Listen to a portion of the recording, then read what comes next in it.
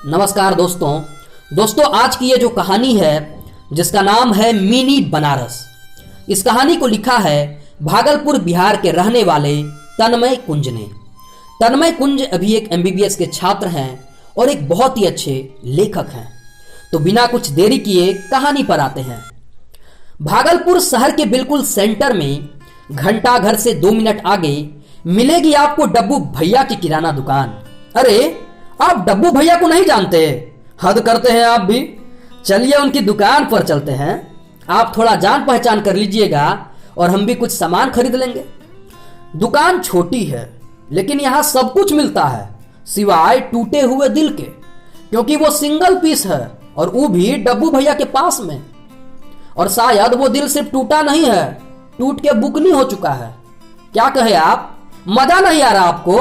अरे 2 मिनट रुकिए, इस दुकान पर आपको पता चल जाएगा कि शर्मा आंटी की बेटी हर सैटरडे स्कूल जाने के बहाने लाजपत पार्क काहे जाती है। और शायद ये भी कि गुप्ता अंकल के बेटे के 96 नहीं 69% आए हैं। दुकान के सामने गुजरने वाले किस ट्रक में दारू है ये तो वो ट्रक देख के बता देंगे। उनके पास मंत्री विधायक सबकी खबर रहती है, जिसे वो दाल चीनी और नमक के साथ मुफ्त में बांट देते हैं। कुछ लोग तो ये भी मानते हैं कि सृजन घोटाले का रियल आइडिया इसी दुकान पे जन्मा था। डब्बू भैया को सबकी खबर रहती है, लेकिन उनकी स्टोरी सिर्फ हमको पता है। पूरे शहर की सारी इंस्क्रिप्टेड और हिडन फाइल्स है उनके आत्मा के फोल्डर में, पर डब्बू.डॉक्स तक सिर्फ हम ही एक्सेस कर पाए हैं। एक दिन की बात है, दुकान पर हम पेप्सी खरीदने पहुंचे तो देखे कि डब्बू भैया के हाथ में पॉन्ड्स मिनी का डब्बा था और वो डब्बे को देखकर मुस्कुरा रहे थे और बहुत खुश लग रहे हैं। क्या बात है डब्बू भैया? अरे कुछ नहीं छोटे, बोल क्या लेगा? भैया थोड़ा पेप्सी पिला दीजिए, 40 वाला या 12 वाला? यही अच्छा लगता था मुझे इस दुकान पर। यहाँ कभी 12 वाला पेप्सी 15 का नहीं होता और ना ही 40 वाला 45 का। चिप्स भी लेगा? एक पैकेट हरा वाला लेस दे दीजिए। वो पॉन्ड्स मिनी का डब्बा अभी भी काउंटर पर रखा था, एक बहुत खूबसूरत सी एक्ट्रेस की मिल्की वाइट फोटो के साथ। भैया बुरा ना माने तो एक तो बात पूछे। अब पूछना छोटे, आपकी एज क्या है? आपके मम्मी पापा कहाँ रहते हैं? आपकी शादी कब होगी? डब्बू भैया थोड़े सीरियस हो गए, फिर बोले, अगर जल्दी में नहीं है तो कुछ देर बैठ इस बेंच पर, तेरे सारे सवालों के जवाब देंगे, लेकिन एक शर्त है। कैसी शर्त भैया? मेरी बातें सीक्रेट रखेगा और एंडिंग तक सुनेगा। कसम से भैया, किसी से नहीं बोलेंगे। आप निश्चिंत होकर सुनाइए, सब कुछ सीक्रेट रहेगा। आप भरोसा कीजिए हम पर। तो सुन, 1989 की बात है। 3 साल के थे जब दंगा हुआ था भागलपुर में। मम्मी पापा उसी के भेंट चढ़ गए। हमको मम्मी मुंह में कपड़ा बांध के टोकरी में छुपा दी थी, सो हम जिंदा बच गए। उसके बाद से नानी के पास रहे। नानी का यही घर था, यहीं पले बढ़े। नानी ने कोई कमी नहीं होने दी, पर 10 साल के थे तब नानी भी चल बसी। मेरा कोई नहीं बचा इस दुनिया में। घर के आगे नानी दुकान चलाती थी, सो हम बैठने लगे यहीं पर। बस 10 साल की उम्र से चला रहे हैं ये दुकान और आज 30 साल के हो गए हैं। सॉरी भैया, आप बहुत अकेले पड़ गए होंगे ना?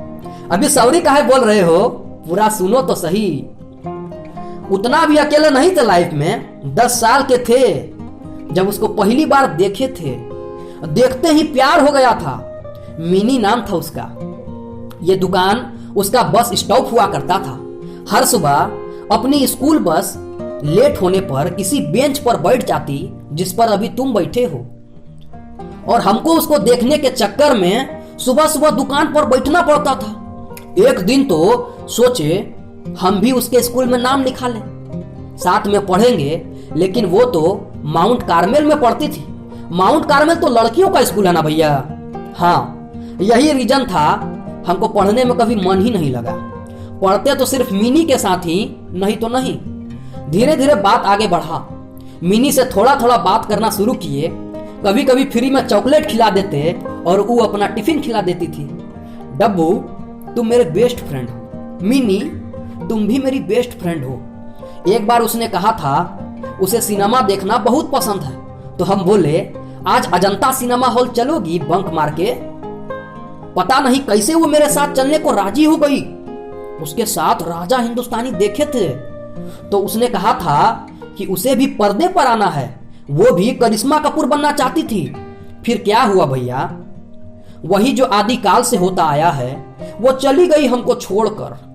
उसको बहुत खोजे शहर में, वो कहीं नहीं मिली। उसकी फ्रेंड लोग बोली कि वो दिल्ली गई है फैशन डिजाइनिंग करने। मेरे पास ना तो उसका नंबर था और ना ही ईमेल। आगे क्या हुआ भैया, फिर एक दिन ई पॉन्ड्स मिनी के डब्बा पर उसका फोटो देखे। हमको लगा शायद कोई कंफ्यूजन हुआ होगा हमको, लेकिन एक दिन उसको साउथ मूवी में भी देखे। इस बार तो हम पक्का थे कि ये मेरी मिनी ही है। उसको कांटेक्ट करने का बहुत ट्राई किए, लेकिन कोई फायदा नहीं हुआ। फिर एक दिन अजंता में उसका मूवी लगा था, जयंत भाई की लव स्टोरी। उसके बाद यमला पगला दीवाना 2। सब बोल रहे थे कि भागलपुर की हीरोइन है, देखने चलो। हम तो सरपट मना कर दिए, बोले कि मिनी के साथ ही देखेंगे, अकेले नहीं। खैर मिनी नहीं आई। इधर 1 साल हो गए उसके पापा को इलेक्शन में खड़े हुए। उस टाइम मिनी आई थी शहर में। मिनी का रोड शो हुआ, सब ओपन जीप के पीछे पीछे दौड़ रहे थे और जीप बिल्कुल मेरे सामने से। हम नहीं गए, उसके बेस्ट फ्रेंड थे हम, और उससे मिलने के लिए दौड़ना हमको अच्छा नहीं लगा। खैर उसके पापा इलेक्शन जीत गए और वो वापस बम्बई चली गई, और इस दुकान में सिर्फ डब्बू बचा, मिनी की यादें बची और ये पॉन्ड्स का डब्बा जिसे खाली टाइम में देख के मुस्कुरा लेते हैं। डब्बू भैया काहे चुटिया बना रहे हो आप? 1 मिनट रुक छोटे, ये देख। उन्होंने 2 लेमिनेटेड मूवी टिकट पर्स से निकालकर मेरी तरफ बढ़ा दिया। तो नीलेश मिश्रा की स्टाइल में खत्म करते हैं। बस इतनी सी थी कहानी। अब आप कहेंगे कि इस कहानी में मिनी तो थी, पर बनारस कहाँ है बे? तो हम कहेंगे कि यह आपका टेस्ट था। मुझे देखना था कि आप कितने इत्मीनान से कहानी सुनते हैं। खैर बनारस वाली कहानी अगली बार सुनाएंगे। दोस्तों कैसी लगी आपको कहानी कमेंट में जरूर बताएं। और हमारे तन्मय कुंज भैया के एक बहुत ही अच्छा पेज है फेसबुक पर, वर्ड्स स्मिथ करके, जिसे मैं इसका जो लिंक है मैं डिस्क्रिप्शन में डाल दूंगा। आप वहां से विजिट कर सकते हैं। इस पेज पर आप लाइक कीजिए, अपना प्यार दीजिए।